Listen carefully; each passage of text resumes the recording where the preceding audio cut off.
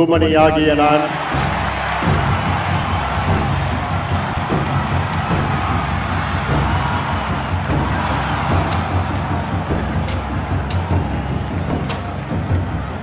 ஆயிரத்து 1968 ஆண்டு அக்டோபர் 9 மருத்துவர் ச. ராமதாஸ் திருமதி சரஸ்வதி அம்மையார் இணையருக்கு இரண்டாவது குழந்தையாக பிறந்த நமது அன்புமணி ராமதாஸ் ஏற்காடு மான்ஃபோர்ட் பள்ளியில் 10ஆம் வகுப்பையும், திண்டிவனம் புனித அன்னாள் பள்ளியில் மேல்நிலை கல்வியையும், சென்னை மருத்துவக் கல்லூரியில் MBBS படிப்பையும், லண்டனில் பொருளாதார படிப்பையும் முடித்தவர்.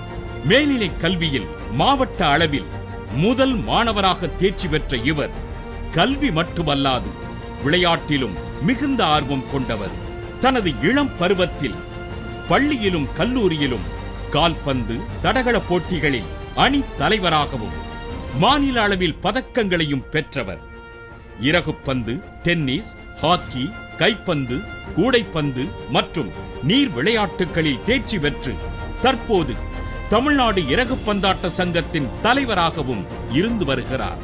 திண்டிவனம் அருகே நல்லாளம் கிராமத்தில் 18 மாதங்கள் மருத்துவ சேவையாற்றிய இவர் கல்வியாளர், விளையாட்டு வீரர், சமூக ஆர்வலர் என பல்வேறு பரிமாணங்களுடன் 1996 முதல் தன்னை முழுமையாக பொது வாழ்வில் ஈடுபடுத்திக் கொண்டவர்.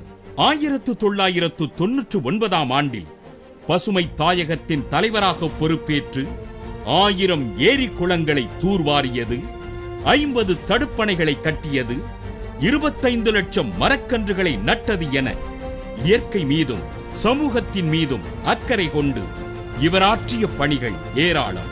இலங்கை பிரச்சனைக்காக ஐநா மனித உரிமை ஆணைய கூட்டங்களில் இவர் ஆற்றிய பங்களிப்பு, ஜெனீவாவில் இவர் ஆற்றிய உரைகள் இவரின் சமூக அக்கறையை உலகிற்கு எடுத்து காட்டியது.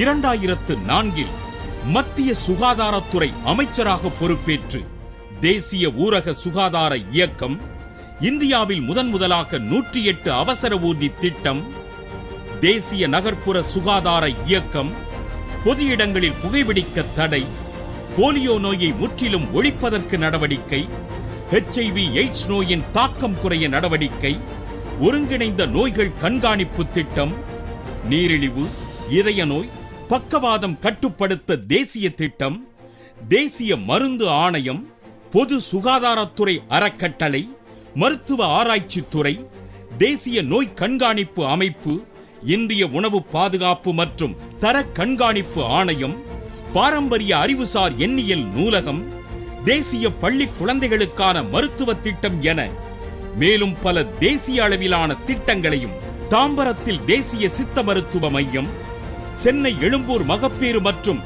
குழந்தைகள் மருத்துவமனையை மேம்படுத்தி நவீனமாக்கியது, மூத்த குடிமக்கள் கவனிப்பு மற்றும் ஆராய்ச்சி நிறுவனம், சேலம் மற்றும் மதுரையில் எய்ம்ஸ் போன்ற அதிநவீன மருத்துவமனைகளுக்காக நிதி ஒதுக்கியது, மதுரை ராஜாஜி மருத்துவமனையை புற்றுநோய் மண்டலமாக அறிவித்தது, காஞ்சிபுரத்தில் மண்டல புற்றுநோய் மையம், செங்கல்பட்டில் ஒருங்கிணைந்த தடுப்பூசி உற்பத்தி பூங்கா, தமிழகத்தில் 10 இடங்களில் நெடுஞ்சாலை விபத்துக்காய சிகிச்சை மையங்கள், புதுச்சேரி ஜிப்மர் மருத்துவமனையை தன்னாட்சி அமைப்பாக மாற்றி தரம் உயர்த்தியது என்று மேலும் பல மாநில அளவிலான திட்டங்களையும் நிறைவேற்றினார்.